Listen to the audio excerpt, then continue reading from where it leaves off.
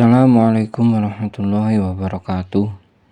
Kaum muslimin yang budiman, pada video kali ini marilah kita lanjutkan untuk mempelajari poin selanjutnya dari beberapa perkara yang membatalkan sholat.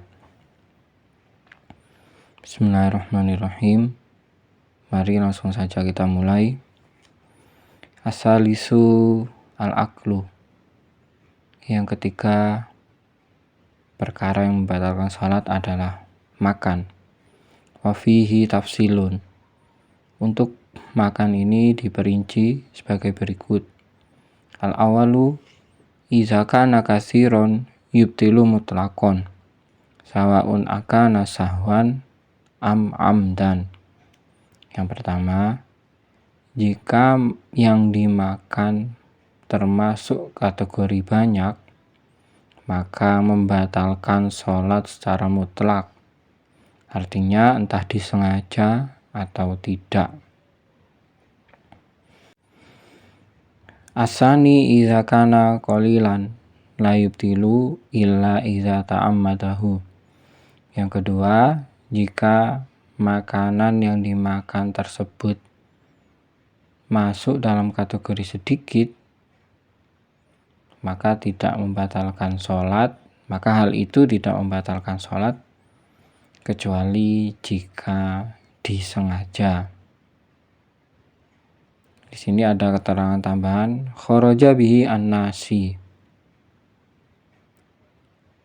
wal jahilul ma'zur wa man ghalabahu nahwu ma'in aw nukhamatin faqad ajaza an majjiha au jararikuhu bi ta'amin bima baina asnanihi waqad ajaza an tamyizihi wa majjihi. Dikecualikan dari kategori sengaja, yaitu orang yang lupa atau orang yang jahil ma'zur, orang yang belum mengerti namun ketidakmengertiannya tersebut ditoleransi, hidup jauh dari ulama atau memang baru masuk agama Islam.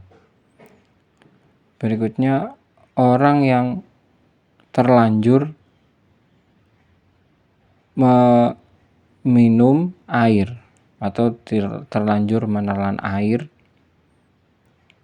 atau dahak yang tidak mampu untuk memuntahkannya, atau menelan air liur yang bercampur dengan sisa makanan di sela-sela gigi dan seseorang tidak mampu untuk membedakan yang mana makanan atau serpihan makanan atau yang mana air liur yang asli dan tidak mampu untuk meludahkannya. Dhabitul akli al-qalili huwal urfu wa qadarahu ba'duhum biqadri simsimatin au simsimataini. Sebagian batasan makanan masuk kategori sedikit adalah uruf atau kebiasaan orang pada umumnya. Jika umumnya orang mengatakan itu sedikit, maka dikategorikan sedikit. Begitu juga sebaliknya. Sebagian ulama memberikan batasan makanan sedikit itu dengan kadar sebesar simsimah, semut kecil atau semut merah, atau simsimata ini, 2 semut kecil atau 2 semut merah. Wa yulahazu annal akla al-katsira nasiyan yubtilu sholata wal yubtilu shauma li annal musalliya hayatan tuzakiruhu annahu fi sholatihi bi khilafi shaumi. Ada semacam kasus atau contoh yang cukup menjadi perhatian, bahwasanya makan yang termasuk kategori banyak namun dalam keadaan lupa itu bisa membatalkan sholat. Namun makan yang banyak dalam keadaan lupa tidak membatalkan puasa. Alasannya karena seseorang yang sholat itu memiliki ciri-ciri di mana ia memungkinkan untuk diingatkan bahwa ia dalam keadaan sholat. Karena sholat memiliki ciri-ciri yang bisa dilihat oleh semua orang. Misalkan berdiri menghadap kiblat dengan gerak-gerakan khususnya, ruku, sujud, duduk di antara dua sujud, dan yang lain-lain. Sehingga semua orang awam pun bisa dengan mudah mengetahui bahwa orang itu sedang dalam keadaan sholat. Sehingga sangat memungkinkan untuk diingatkan jika ia sholat sambil makan.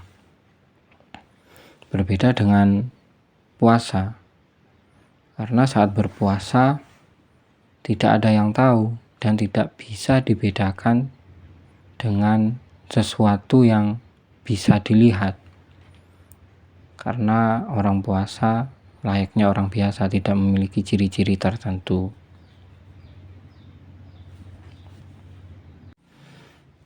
Ar-rabi'u tarku ruknin min arkanis shalah aw adamu tawaffuri syartin min syurutiha. Yang keempat, meninggalkan rukun dari beberapa rukun sholat atau tidak menyempurnakan syarat dari beberapa syaratnya sholat. Di sini ada keterangan tambahan. Wa yashmulu hadzal mubtilatin kasiratan minha niyatu qat'is shalah wa taraddudu fi qat'iha wa ta'liqu qat'iha bi syai'in wa tatwilu ruknil qasir wa inkishaful aurati illam tustar halan. Perkara yang membatalkan sholat poin keempat ini merujuk pada beberapa perkara yang membatalkan sholat yang sangat banyak. Namun keterangan ini diglobalkan, disebutkan secara singkat. Di sini perinciannya minha, sebagiannya adalah niat memutus sholat. Itu sudah membatalkan sholat. Hanya dengan memiliki niatan memutus sholat seseorang sudah dianggap batal, atau ragu-ragu untuk memutuskannya. Menggantungkan memutuskan niat dengan sesuatu.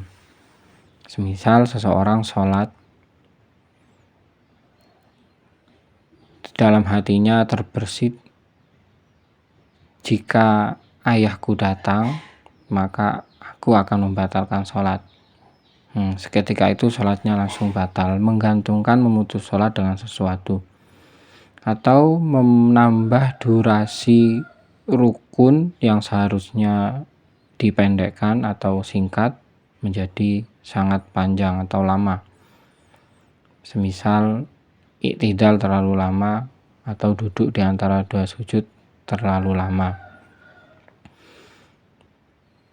Terbukanya aurat yang tidak langsung ditutup.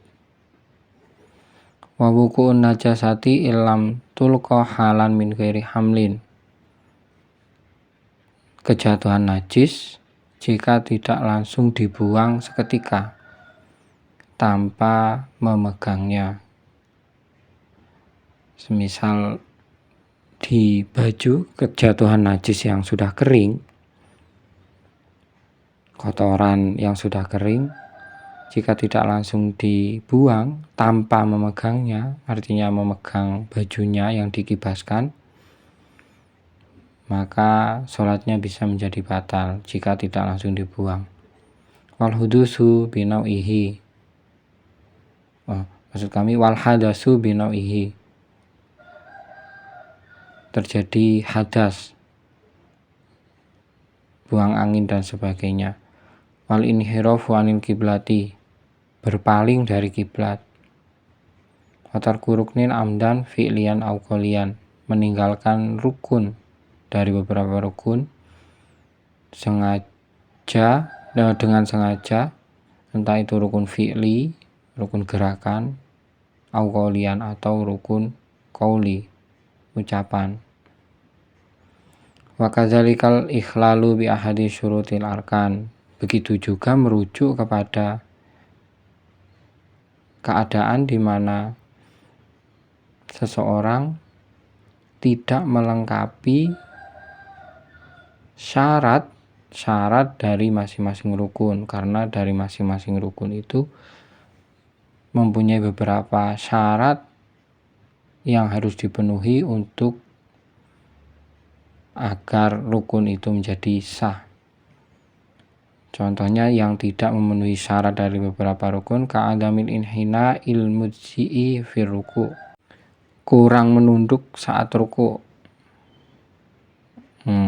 Dulu sudah pernah diterangkan bahwasanya minimal menunduk untuk ruku itu dianggap sah jika dikira-kirakan orang itu sampai atau mampu untuk memegang kedua lututnya. Wa adamu sujudi ala ahadil a'dha'i asab'ah, tidak sujud dengan salah satu anggota sujud yang ada 7, yaitu dahi, kedua telapak tangan, kedua lutut, dan kedua telapak kaki, jari-jari telapak kaki. Wa adami tuma'ninati fi ahadil arkanil arba'ah, tidak tumakninah di salah satu beberapa rukun yang 4. Wa adami si sama nafsihi fil arkanil qauliyah, seorang musolli tidak mendengarkan sendiri rukun qauliyahnya, artinya bacaan rukun qauliyahnya terlalu kecil suaranya sehingga dia tidak bisa mendengar sendiri bacaan sholatnya. Itu juga bisa membatalkan sholat. Wa ghairiha minasyurut, dan syarat-syarat dari rukun-rukun yang lainnya. Wa kadzalikal ikhlalu bi ahadi syurutil jamaah, jika berkaitan dengan jamaah, merusak atau tidak melengkapi syarat-syaratnya jamaah juga bisa berefek membatalkan sholat. Kata qadumi ala imamihi awi ta'akhuri anhu biruknaini fi'liyaini biduni uzrin, seperti mendahului imam atau tertinggal dari imam dengan 2 rukun fi'li, tanpa adanya uzur, entah mendahului atau tertinggal 2 rukun fi'li, itu bisa membatalkan sholat. Wa katulintizorihi li imamihi biduni niyatil qudwah, ini sebenarnya tidak salah jamaah, namun ia mengikuti gerakan sholat seseorang tanpa ada niat jamaah, dan ia menunggu lama untuk bisa menyesuaikan gerakan dengan orang yang ia tiru gerakan sholatnya. Semisal si A sholat di belakang si B, namun si A tidak berniat menjadi makmum. Semisal si A sholat di belakang si B, nah si A ini menunggu cukup lama untuk menyamakan gerakan dengan si B. Contohnya, A sudah selesai membaca membaca Al-Fatihah dan surat yang seharusnya langsung ruku, harus menunggu lama untuk menyamakan gerakan dengan si B untuk ruku. Maka sholat si A itu dianggap batal karena tanpa adanya niat menjadi makmum. Tapi beda cerita jika tidak demikian. Misal 2 orang itu, si A sholat di belakang si B tanpa niat menjadi makmum, Tidak perlu menunggu lama atau bacaannya relatif sama durasinya dengan si B, maka sholatnya tidak batal, namun tidak mendapat pahala jamaah. Demikianlah pembahasan kita tentang beberapa perkara yang membatalkan sholat dan sudah lengkap. Kurang lebihnya mohon maaf. Jika ada bacaan atau pemahaman kami yang kurang tepat, kami akan sangat senang jika bisa dikoreksi. Wassalamualaikum warahmatullahi wabarakatuh.